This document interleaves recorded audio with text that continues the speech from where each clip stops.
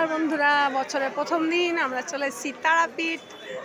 তো মায়ের পুজো দেওয়া হয়ে গেল, এবার আমরা বাড়ির দিকে রওনা হচ্ছি।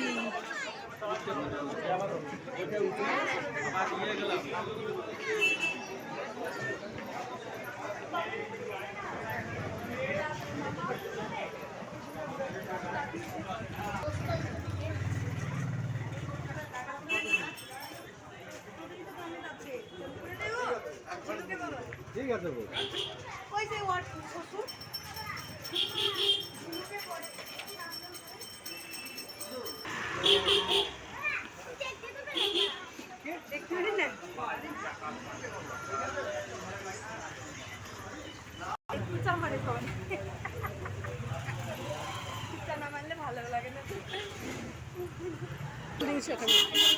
গাড়ি লেগে নি কিচ্ছু বলবে না বলেছি।